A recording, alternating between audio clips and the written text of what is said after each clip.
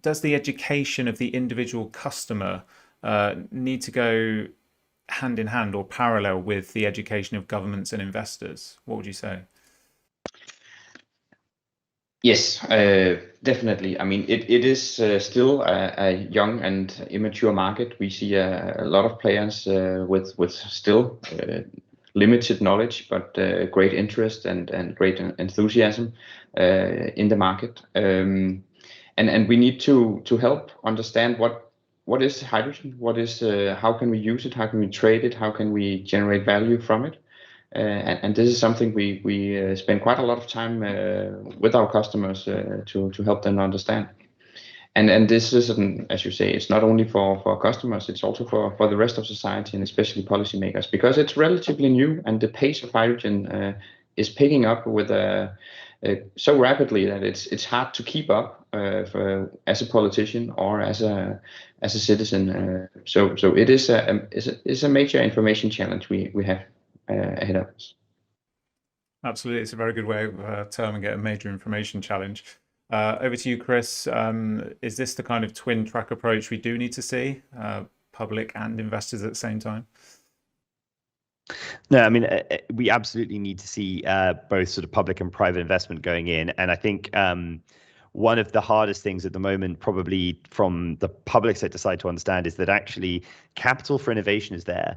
I mean, the interesting thing about the current state of the financial market is that there's a huge amount of willingness to invest in innovation, invest in R&D. What they really need to see, though, is they need to see that there isn't a first mover disadvantage for those companies that are commercializing these new technologies. And they need to see that there is a pathway and a pipeline for growth, so that when they've come up with these innovations, that there will be regulations to support them. And I think that's really where this kind of twin track public-private partnership piece needs to come together more strongly, which is the government saying, look, we're going to support first movers so that they're not disadvantaged. We're going to give clarity on where we want to get to, and we're going to build a supporting and enabling framework. And then the private sector that has vast capital resources that it wants to deploy towards decarbonization, towards ESG, and towards fundamentally helping to get to net zero can do that. And I think there is a willingness there. I think there's just again, we have to enable politicians and enable a lot of the public sector to have the confidence that they can go out and make investments. I think people are scarred from things like the 2008 financial crisis, where the US government invested in several successful businesses, but they had one failure. And that one failure was very high profile, which was Solyndra. And it absolutely crippled the willingness of the US federal government to make investments in a lot of new energy technologies.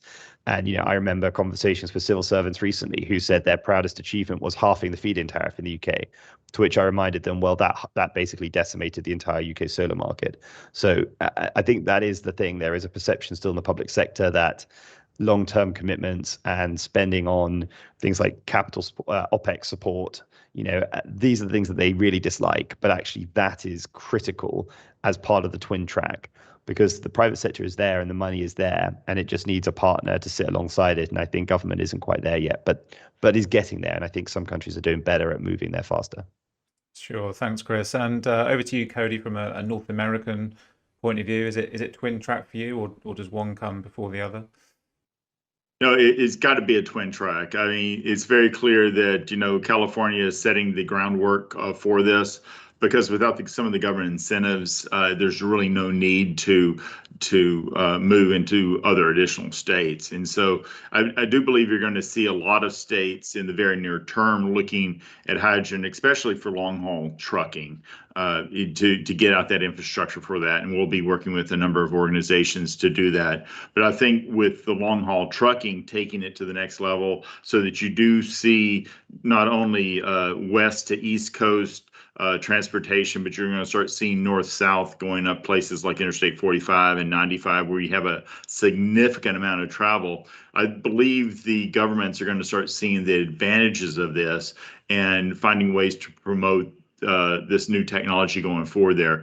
But as Chris mentioned, there's a very big appetite right now, especially in the public sector, of finding green technologies that are fairly mature. And so what we've said in this whole conference today is definitely hydrogen's a lot more mature than people think it is.